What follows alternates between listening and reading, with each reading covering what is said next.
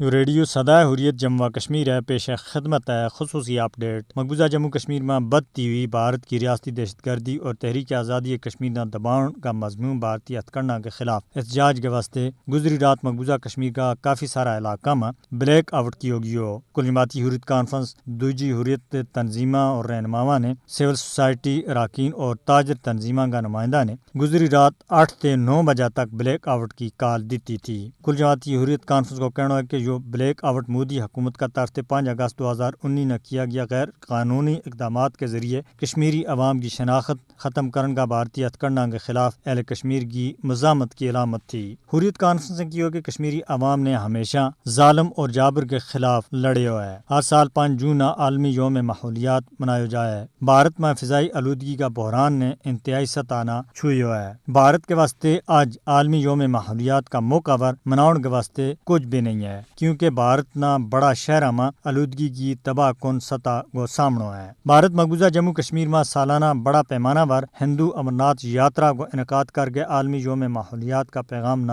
پیروں تلے روند رہی ہے۔ ماہرین نے عالمی یوم ماحولیات کو کہنا ہے کہ مودی کا لکھاں ہندوؤں نہ امرناتھ گپا میں جاؤن کی اجازت دینے کو فیصلہ مقبوضہ کشمیر کی ماحولیاتی تبدیلی میں تباہی کو باعث بن سکے۔ بڑا پیمانہ پر سالانہ امرناتھ یاترا کو انعقاد مقبوضہ کشمیر میں اسی طرح کورونا سپر اسپریڈر بن سکے جس طرح بھارت میں کمبھ میلہ کورونا سپر اسپریڈر ثابت ہوئے ہو۔ بھارت دنیا کا سب سے آلودہ ممالک بچو ایک ہے۔ بھارتی دارالحکومت دہلی دنیا کو سب سے آلودہ دارالحکومت ہے۔ سوئٹزرلینڈ میں قائم ایک گروپ کی تحقیق میں کیا گیا ہے کہ دنیا کا سب سے آلودہ 30 شہروں بچو 22 شہر بھارت میں ہے۔ دی لانسٹ میں شائع ہونے والی ایک تحقیق میں کیا گیا ہے کہ بھارت میں فضائی آلودگی دے 17 لاکھ لوگ ہر سال مرن دے پہلا موت کا منہ میں چلے جائیں۔ گرین پیس ساؤتھ ایسٹ ایشیا کی 2020 کی ایک رپورٹ کے مطابق اس سال صرف دہلی میں ہوا دے پیدا ہونے والی بیماریاں دے 54,000 لوگ مرے آئے۔ بھارت کا مقابلہ میں پاکستان کی میزبانی میں آج دنیا بھر میں عالمی یوم ماحولیات 2021 منایا جا رہی ہے۔ بھارت میں خطرناک تابکاری مواد یورینیم کی فروخت کو ایک اور واقعہ سامنے آنے پر پاکستان نے اپنا رد عمل میں کیا ہے کہ بھارت کے اندر جوہری مواد کی ممکنہ